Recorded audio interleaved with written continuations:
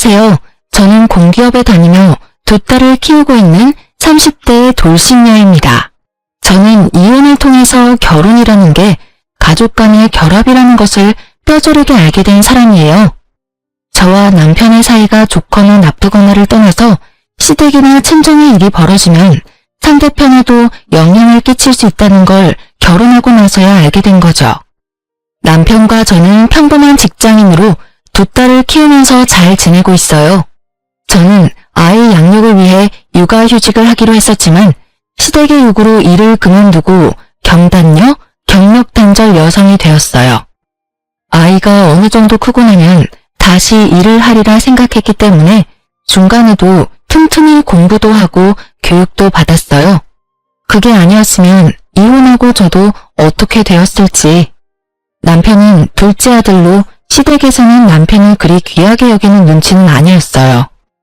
왜냐면 시댁 자체가 장남, 장손에 대한 기대가 큰 집안이었거든요.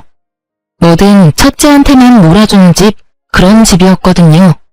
솔직히 그런 집안의 둘째, 그것도 아이들이 모두 딸인 집은 그리 중요한 역할은 아니잖아요. 저는 그게 오히려 더 좋았어요. 시댁에 관여할 일 없이 저희끼리만 집을 잘 꾸려가면 될 일이니까요. 시댁의 장남과 결혼했더라면 옷 입는 것부터 먹는 것까지 하나하나 간섭이 들어왔을 테니까요. 그런 면에서 치면 아예 둘째나 막내가 속 편한 건 사실이라고 생각해요. 그런데 그런 시댁에서 장남은 아주 골칫덩어리였어요. 오냐오냐 자라서 문제 일으키는 일만 할 줄 알지 문제를 수습할 줄 모르는 게 이 집 장남이었어요. 게다가 제가 결혼했을 때는 남편 결혼식 부조까지 갖고 날라버렸으니 말 다한 셈이죠. 결국 그때 결혼식 비용도 모두 시부모가 대신 내줬어요. 결혼식 당일에는 몰랐지만 결국에는 다 알게 되더라고요. 남편이 슬쩍 그렇게 이야기하며 집에 돈 드는 일은 당분간 자제하자고 했을 정도니까요. 사람하고 시비 붙어서 깽값 물어주고 돈 빌렸다는 사람 오면 돈 갚아주고 그 엄청난 사건 사고들은 시부모와 남편이 모조리 뒤처리하곤 했어요. 당시 저는 20대 후반으로 결혼이라는 게 둘이서만 하는 거라고 착각하던 꿈 많은 여자였죠. 앞으로의 일을 전혀 예상치 못한 저는 그때까지만 해도 정말 행복한 여자였어요. 보이지 않는 곳에서 남편과 시모가 아주버님 뒤처리를 하는 것을 알았을 때는 정말 돌아버리겠더라고요. 남편 시댁이 다 하는데 왜 네가 돌아버리냐고요? 말도 마세요. 결혼 후에는 저한테도 그 뒤치다꺼리를 맡기더라고요. 세상에 날벼락도 이런 날벼락이 없었어요. 그럼 제가 결혼 후 처음으로 아주버님의 싸지른 똥을 치우다 완전 화나서 머리에 뚜껑이 열린 날이 있었어요. 결혼하고 얼마 안 됐을 때였어요. 그때는 저와 남편이 둘 다 돈을 벌고 있을 때였는데 남편이 어느 날부터인가 굉장히 초조한 기색으로 핸드폰만 계속 뚫어져라 쳐다보더라고요. 벨소리가 나면 황급히 화면을 받다가 원하던 사람이 아니면 곧 시무룩해지고 이상하잖아요. 누가 봐도 이상한 상황에 저는 남편이 바람을 피우나 했어요. 그런데 이렇게 대놓고 의식하는 게 이상했죠. 그래서 남편에게 슬그머니 물어봤어요. 당신 요새 이상해. 무슨 일 있어? 전화기만 내내 쳐다보고 꼭 기다리고 있는 사람처럼 굴어? 어? 아니야, 그런 거 아니고 형님 전화 좀 기다리고 있었어. 아주버님? 왜? 무슨 일 있어? 그러면 기다리지 말고 당신이 전화 먼저 해보면 되지. 왜 전화를 기다려? 바쁜지 전화를 안 받네. 분명 금방 연락 준댔거든. 근데 연락이 없으니까 계속 신경 쓰이게 돼. 저는 순간 흠칫했어요. 금방 연락을 준다고 해놓고 사라진 아주버님.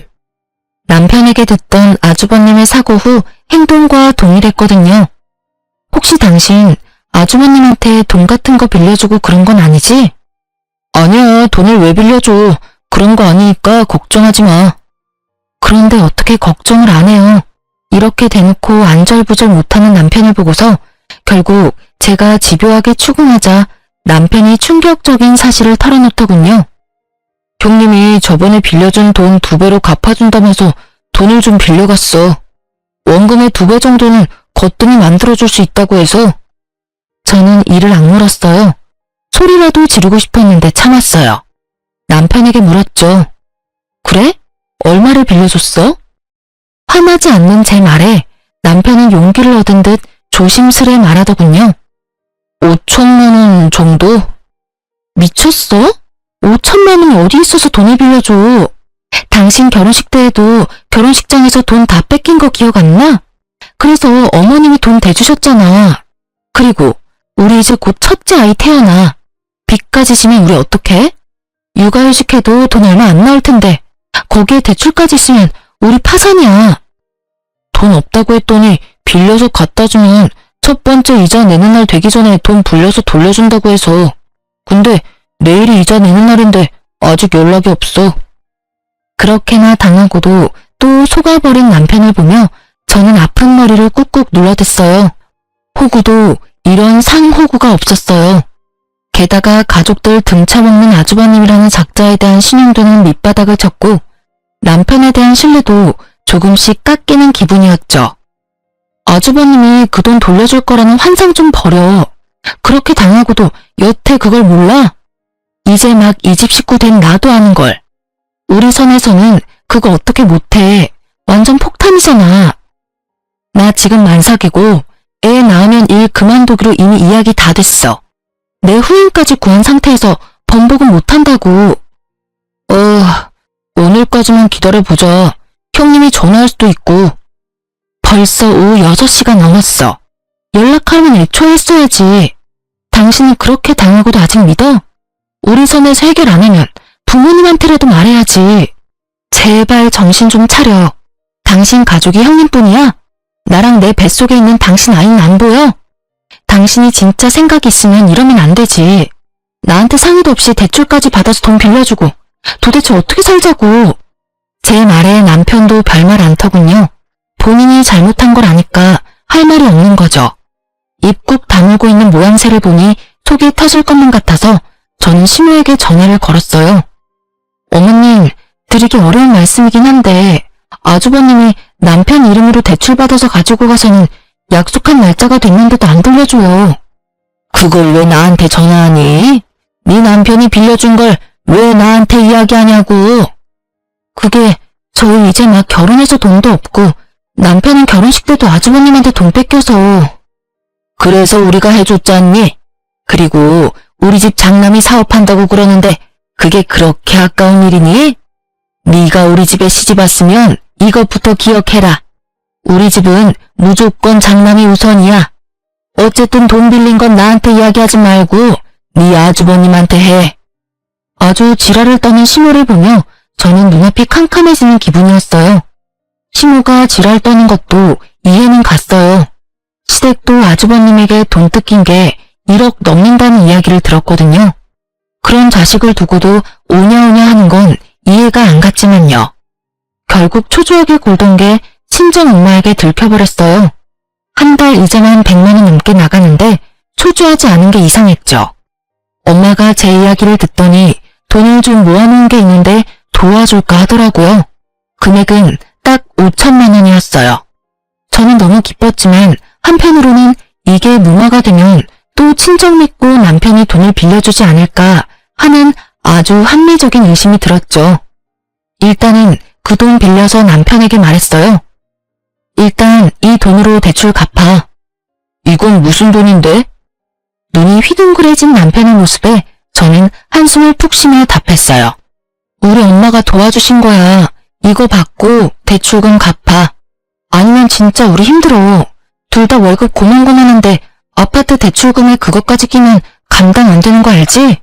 필요 없어. 내가 갚으면 돼. 왜 내가 이런 도움 받아야 하는데? 이런 도움 함부로 받아오지 마. 처가에서 나를 어떤 사람으로 보겠어? 완전 불쌍한 사람 취급 장난 아니네. 그래서 자선 사업하듯 돈 던져주면 막 대단한 사람 된 거 같고 그래? 야, 말 똑바로 해. 네가 그딴 미친 짓 안 저질렀으면 이런 일도 없었을 거 아니야. 다 네가 만든 건데 도와준 사람한테 뭐? 아직도 너 혼자 사는 기분인 것 같은데 말해줄게. 너 결혼했고 나랑 같이 사는 거야. 당신이 버는 돈, 내가 버는 돈 모두 같이 생각해야 한다고. 근데 네가 먼저 5천만 원이나 빌려서 아주버님 줘버렸잖아, 상의도 없이. 네가 잘못했다는 생각 자체가 없나 본데 지금 여기서는 네가 100번 잘못한 거거든? 제 말에 남편은 답을 안 하더라고요. 꼴에 자존심은 있어서. 그 꼴을 만든 게 누군데 지금 어디서 화풀이냐고요. 그런데 그때 딱 좋은 생각이 났어요. 엄마는 제게 저 알아서 쓰라고 그 돈을 주셨지만 그거 다 갚고 나서도 아주버님이 돈을 안 줄 가능성이 높잖아요. 그래서 남편에게 말했어요. 돈 좀 받는 거 싫으면 무이자로 빌려주는 방법도 있어. 엄마한테 이야기해서 차용 좀 써. 그런 거는 빌린 돈 갚는 거니까 자존심이고 뭐고 필요 없겠지. 그냥 받아 쓰는 게 자존심 상한다는 거잖아. 그러니까 빌려. 높은 이자 내지 말고 상환 기간도 길게 하고. 그럼 됐지?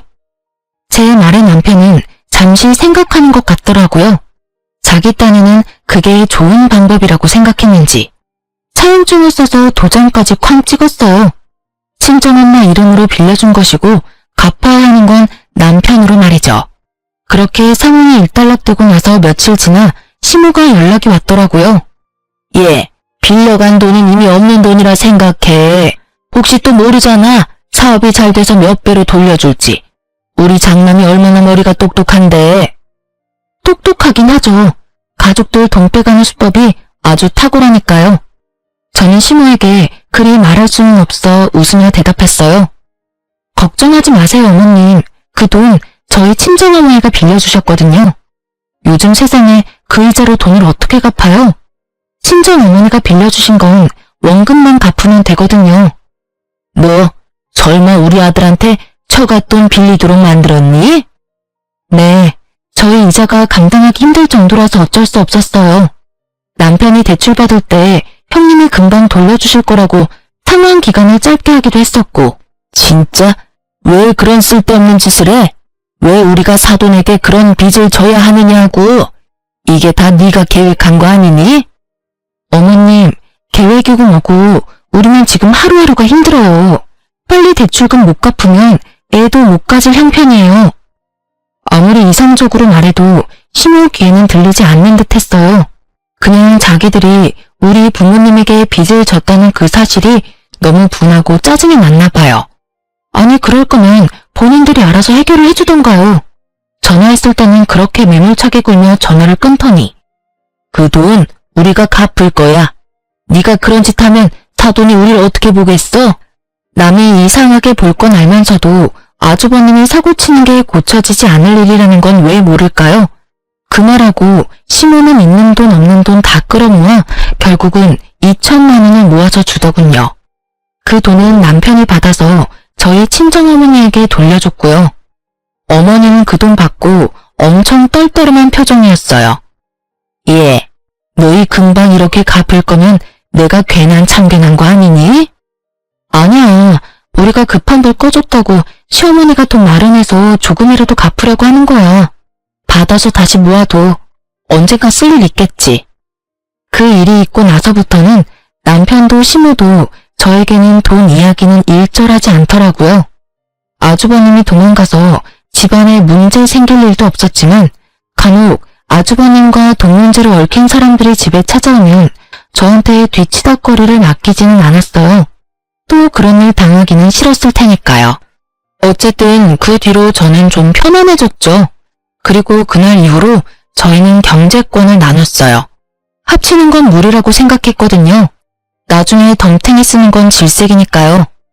평온한 날들이 계속되자 둘째가 생겼고 저는 경단녀로 지내며 공부를 하고 있었죠. 전 직장으로 다시 돌아갈 수는 없으니 다른 곳을 노리기 위해서 공부를 했어요. 그간 남편이 우리 집에 갚은 돈은 얼마 되지 않았죠. 장모에게 빌린 돈이 달콤하긴 했는지 갚을 생각이 전혀 없더라고요. 그러면서 그딴 싸구려 자존심은 왜 세웠는지. 하지만 3년 만에 도망갔던 아주버님이 집에 돌아왔어요. 그래서 저는 이번에야말로 아주버님에게 돈을 받을 생각이었어요. 그런데 아주버님 손에는 작은 갓난쟁이 하나가 있더라고요. 아주버님은 사고 친 것만큼 이혼 경력도 화려했거든요. 그런데 첫 번째와 두 번째 결혼에서는 아이를 낳지 않았는데 이번에는 아이가 같이 왔더라고요. 게다가 아들이었죠. 장남이 데려온 장손, 그것만으로도 시부모는 아주 좋아 죽더군요. 아주버님이 이혼을 했든 말든 아예 상관을 안 하더라고요. 시부모님이 불려서 간 그날 시댁은 아주 잔칫날처럼 푸짐하더라고요. 그런 와중에 저는 아주버님에게 인사를 하고 말했어요. 아주버님, 이제 그만 저희 남편한테 빌린 돈 갚아주세요. 저희 남편 아직도 그 돈 갚으면서 힘들게 살거든요. 남편이 말하지 못할 걸 예상하고 제가 말한 거였어요. 그런데 아주버님이 눈을 동그랗게 뜨더니 저한테 이렇게 말하더군요. 재수씨, 내가 돈을 빌린 건 내 동생이야.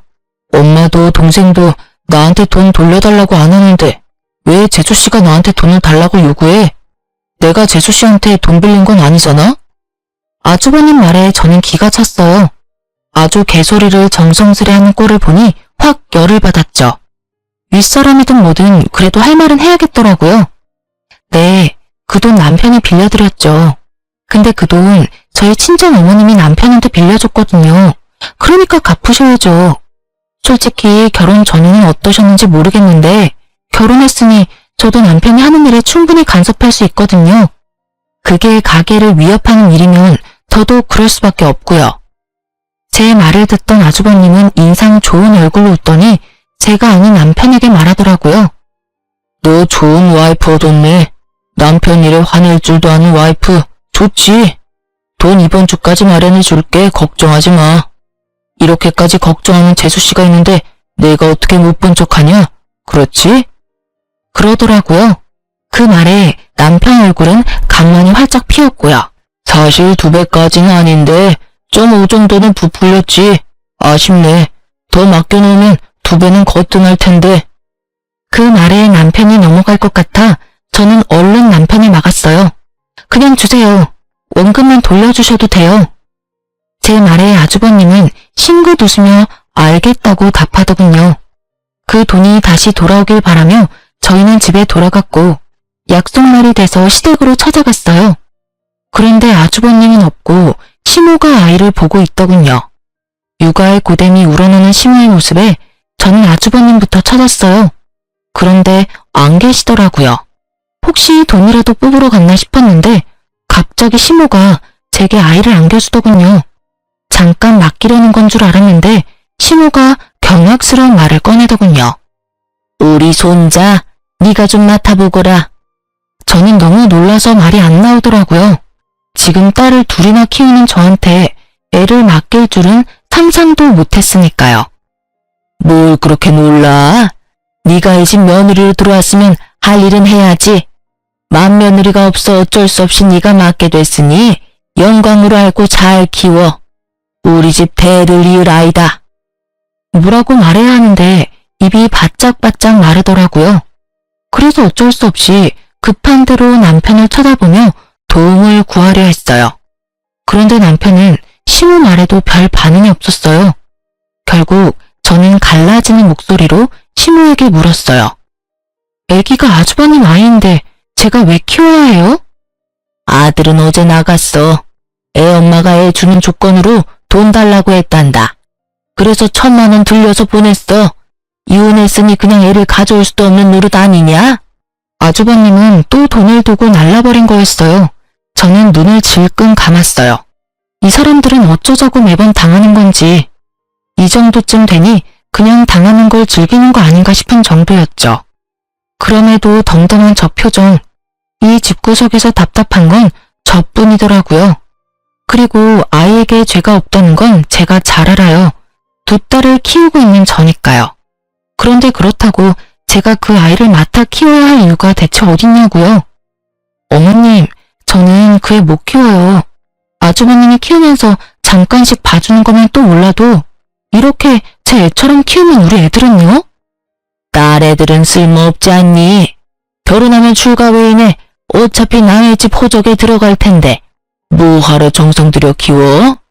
그런 애들보다는 장손이 더 중요하지. 대를 이을 아이야. 너처럼 안일하게 생각하며 키우는 건 말도 안 돼. 뭐든 좋은 걸로 해먹이고 해입히고 그래야 하는 법이야. 어머님, 저도 제 자식들 키우느라 힘들어요. 어떻게 남의 자식을 저한테 그렇게 당연하듯 떠넘기세요? 제가 10살이면 버티려면 버티겠는데 애를 하나 더 키우라는 건 못하겠어요. 지금 이게 말이 되는 일이에요? 저더러 아주버님의 아이를 키우라니. 어찌 되든 아주버님이 데려왔으면 아주버님이 책임을 지셔야죠. 너 무슨 말을 그렇게 못듣게 해? 싫으면 우리 집 며느리 안 하면 그만이야. 내가 떠넘기는 걸로 보여?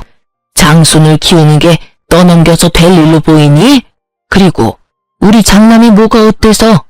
그깟 돈 몇 푼 때문에 우리 아들을 그렇게 못살게 굴고 사업 자금이라지 않니? 그냥 두면 될 걸 왜 들쑤시고 난리야? 아이고, 돈 빌려줬다고 유세하는 거냐? 어? 그래서 우리 아들한테 빚쟁이처럼 돈 내놓으라고 난리를 쳤어? 집에 오랜만에 온 애 여독을 못 풀게 하고 쫓아보내듯이 한 게 누군데? 그러면 아주버님이 잘했다는 말이에요? 아니, 어느 집구석이 매번 돈만 가져가서 도망치는 자식을 가만히 내버려둬요. 우리 집 같으면 두드려 패서라도 인간 만들 거예요.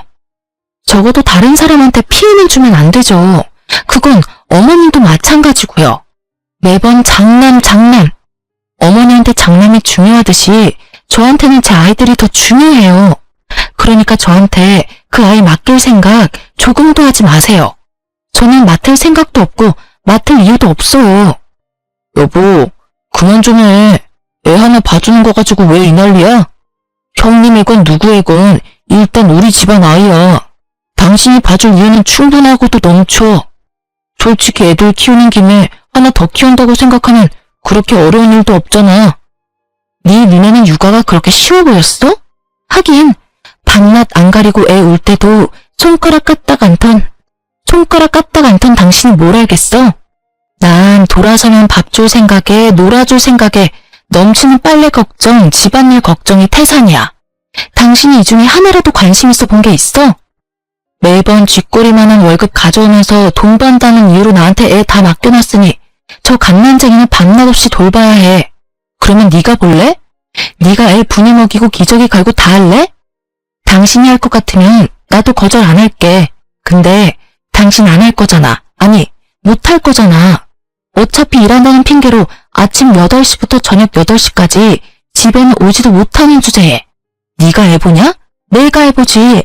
그러면 나한테 최소한 어떻게 할지 물어라도 봐야지. 당신은 항상 그래. 바뀐 게 단 하나도 없어.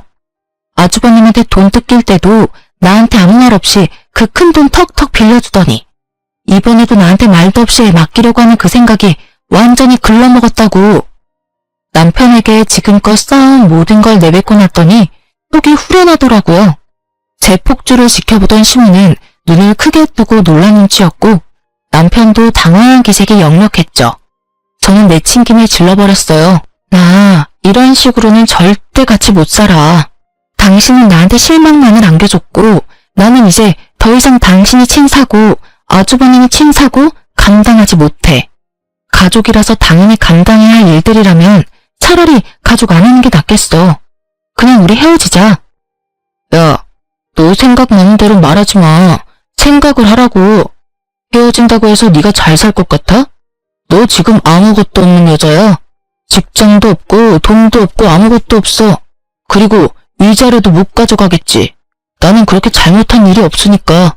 잘못한 게 왜 없어? 당신이 나 몰래 그 큰 돈 빌려준 게 이미 잘못한 거야. 그리고 어머님이 나한테 그 아이 맡으라고 한 것도 잘못한 거고. 내 걱정하지 말고 당신 걱정이나 해. 나는 이혼하면 당장 차용증으로 당신이 우리 엄마한테 빌린 돈부터 받아낼 거니까. 확 소리치고 밖으로 나왔는데 바람이 너무 시원하더라고요. 그 한겨울에 고래고래 고함 지르느라 온몸이 땀으로 흠뻑 젖었더라고요. 저는 집으로 돌아와 짐을 쌌어요. 그리고 애 둘을 데리고 그 집에서 나왔어요. 저녁에 애를 데리고 올까봐 겁났거든요. 그러면 또 얼떨결에 애를 맡게 될지도 모르니까요. 그렇게 집에서 나오고 저는 남편에게 우편으로 이혼 서류를 보냈어요. 그날 저녁에 남편에게서 연락이 왔어요.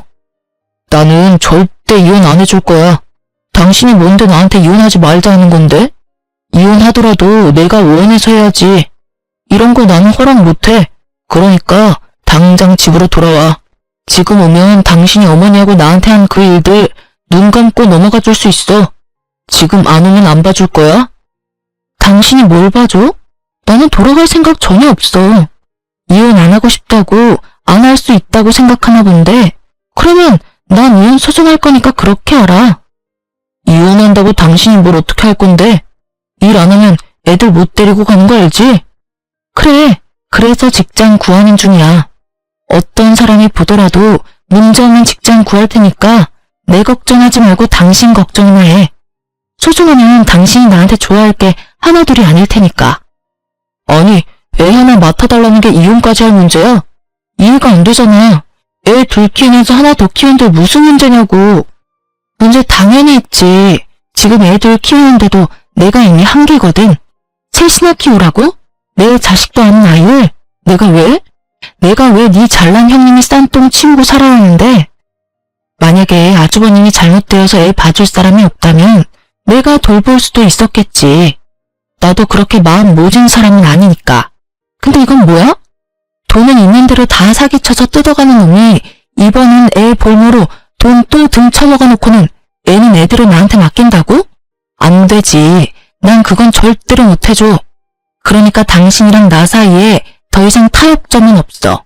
알겠어? 결국 남편은 단호한 제 말에 별다른 대꾸 없이 전화를 끊었어요. 그리고 그 다음날 저희 친정으로 시모가 찾아왔더라고요. 그 애를 데리고요. 넌 어떻게 책임감이 그렇게 없어? 애는 끝까지 봐줘야지. 아직 너희 이혼한 사이도 아닌데 집까지 나가서 이렇게 찾아오게 만들고. 사돈댁이 우리를 어떻게 보겠어?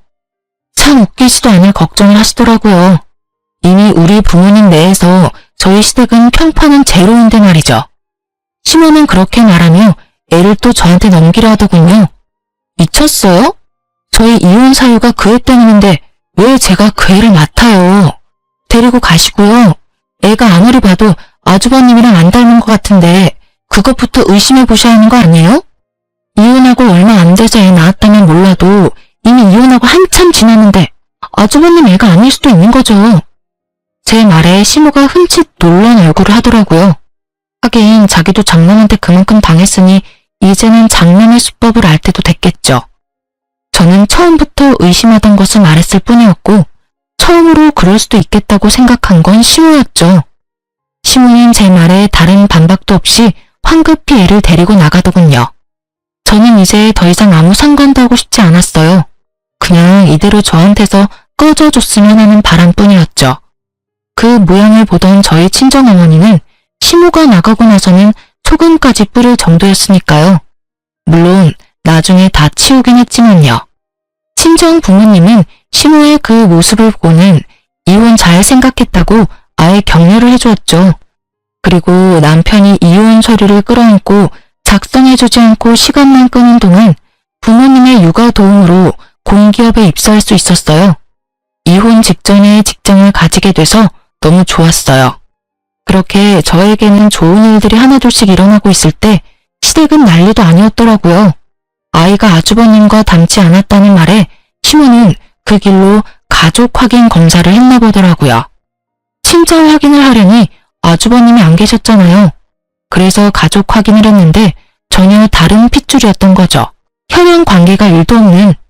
결국 띵받은 시모는 돈을 갖고 날라도 찾지 않았던 아주버님을 애가타게 찾으며 다녔다고 하더라고요. 그런데 쉽게 찾을 수 있을 리는 없잖아요. 그러자 아예 대상을 바꿨더라고요. 애를 맡긴 세 번째 맏며느리를 찾아가기로 한 거죠. 그쪽은 생각보다 쉽게 찾았다고 해요. 그런데 거긴 나름대로 문제가 있었더라고요. 시부모가 겨우 맏며느리 찾아서 애 돌려주면서 아들한테서 받아간 1,000만 원을 달라고 했나 보더라고요. 그런데 그 맏며느리가 도리어 열받아서 소리치며 무슨 돈이냐며 이혼 위자료나 내놓으라며 난리를 쳤다더군요. 알고 보니 그 아이는 맏며느리가 지금 만나고 있는 남자와의 사이에서 낳은 아이였는데 아주버님이 그 애 데리고 우리 집 가면 돈을 받을 수 있을 거라며 그 돈 받아서 위자료를 주겠다고 했나 봐요. 그렇게 애를 맡겼는데 애도 남자도 돌아오지 않아 애가 탔나 보더라고요. 그렇다고 시댁 가서 애를 데려올 수도 없는 노릇이잖아요. 어차피 돈을 받아갔으니 자기도 한통 속으로 몰릴 것 같고. 그렇게 고민하던 차에 시부모가 직접 왔으니 차라리 잘 됐다 싶은 거죠.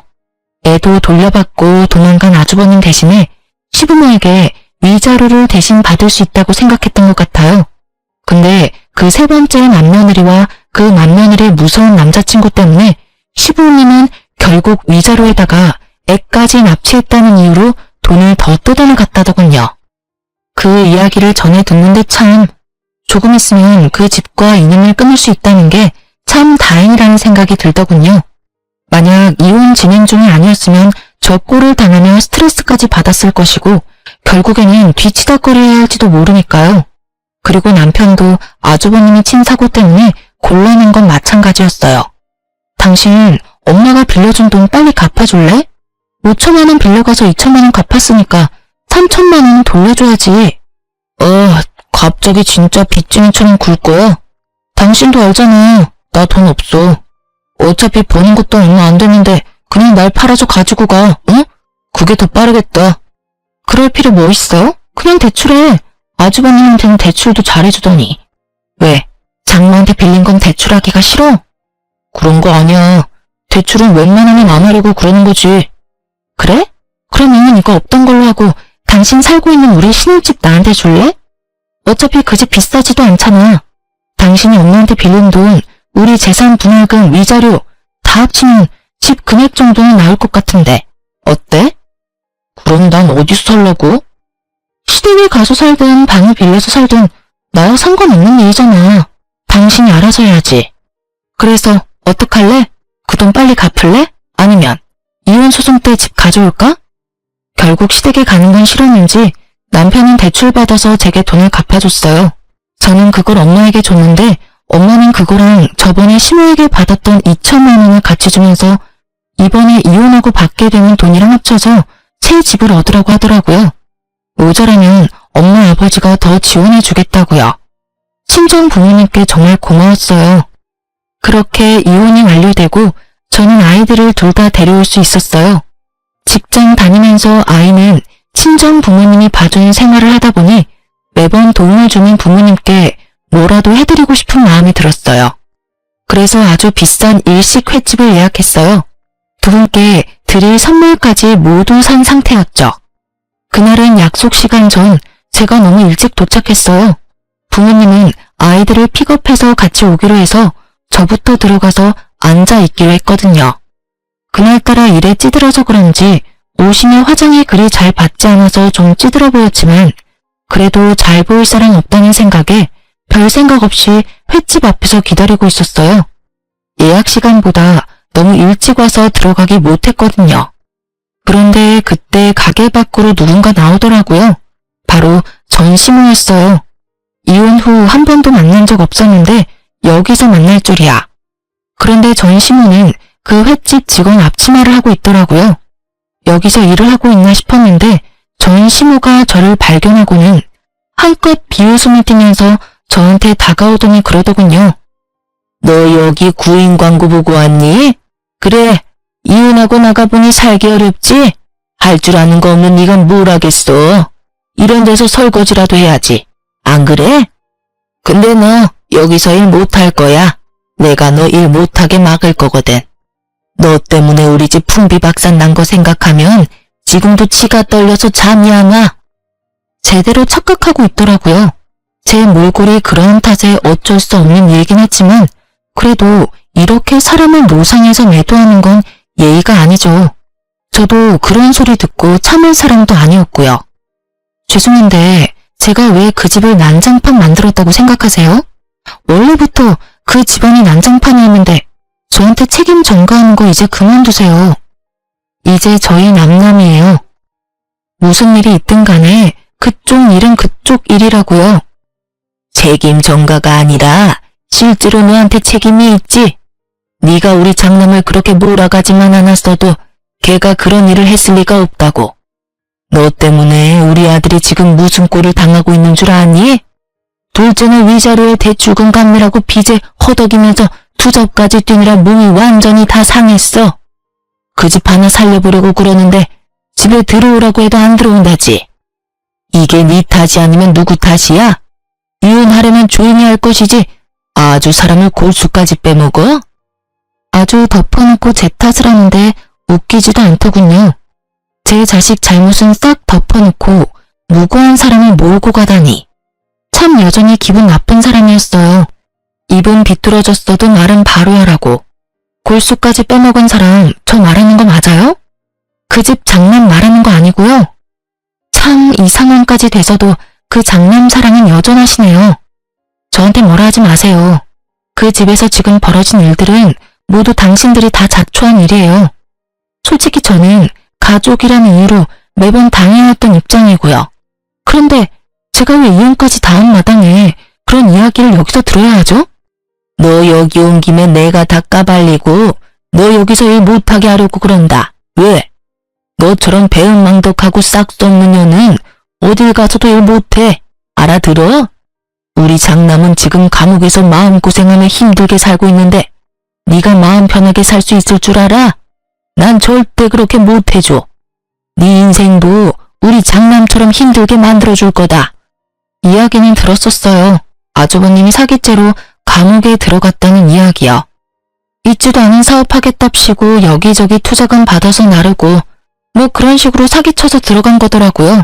딱 자기 인생 그대로 살다가 결국에는 진짜 감옥에 간 거죠. 그러게 처음부터 그런 버릇 성격을 고쳐줬어야 이런 꼴을 보지 않았을 텐데 장남을 그렇게 키운 건 다른 누구도 아닌 시부모였잖아요. 그런데 그 사람들이 남 탓하면서 그걸 하소연할 필요가 있어요? 고칠 기회가 그렇게 많았는데도 그렇게 하지 않은 사람들이 그 말이 끝나기가 무섭게 저희 부모님과 아이들이 제게 다가오더라고요. 멀리서 제가 누군가와 싸우고 있어서 놀라서 불이 나게 뛰어왔나 보더라고요. 애들이 놀랄까봐 아버지와 딸들은 먼저 가게 안으로 들여보내기로 했어요. 아버지, 애들 데리고 들어가요. 내 이름 대고 예약했다고 하면 알아서 안내해 줄 거예요. 저의 그 말에 시모 눈이 땡그랗게 커지더라고요. 그렇겠죠. 구인 광고 보고 왔다고 생각했을 테니까요. 제가 예약을 했다니 놀란 모양이었어요. 억울하고 열받는 거 알겠는데요. 그거 전부 다 가족들이 그렇게 만든 거 알고 계시죠? 부모가 돼서 엇나가는 아들 바르게 잡아주지 못하는 거, 그것도 문제 있는 거라고 생각해요. 그리고 그 엇나가는 아들 때문에 다른 아들과 가족들이 불행해지는 걸 보고만 있는 것도 문제고요.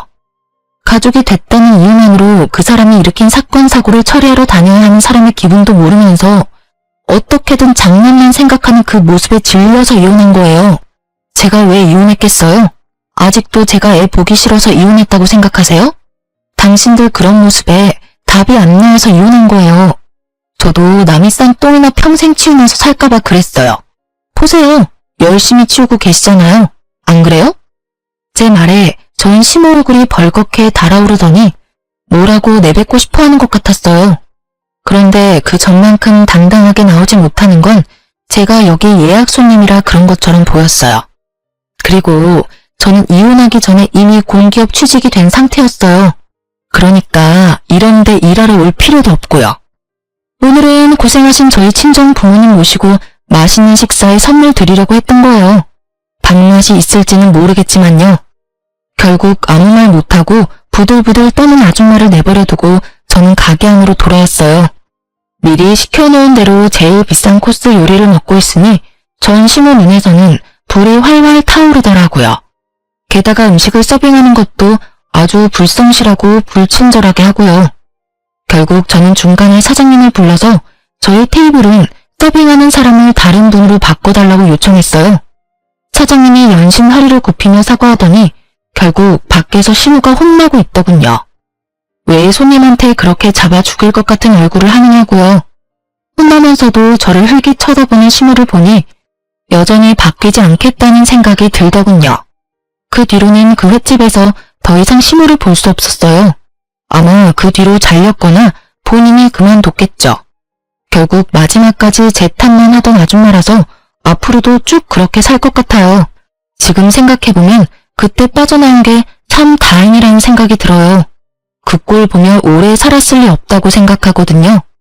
제가 이혼을 겪으면서 생각한 건 생각보다 결혼이란 건 각자의 가족에 미치는 영향이 크다는 점이었어요. 그래서 지금 결혼을 생각하는 젊은 분들에게는 꼭 알려드리고 싶었어요. 왜 부모님들이 상대방 부모님과 집안 분위기를 신경 쓰는지 당연할 수밖에 없더라고요. 저처럼 이렇게 잘 알아보지 못하고 또는 별거 아니라는 생각으로 가볍게 결혼을 생각했다가는 이렇게 피보는 일이 생길 수가 있거든요. 저희 부모님도 제 결혼 때 신경을 쓰긴 했지만 그때는 아주버님의 그런 생각들을 모두 제대로 알고 있었던 게 아니었으니까요. 만약 알아볼 수 있다면 최대한 상세히 알아보고 결혼하는 것이 좋아요. 그리고 결혼을 하신 분들이라면 최대한 거리를 두시는 게 좋을 거라고 말씀드리고 싶네요. 가까우면 저처럼 이용당할 수 있거든요.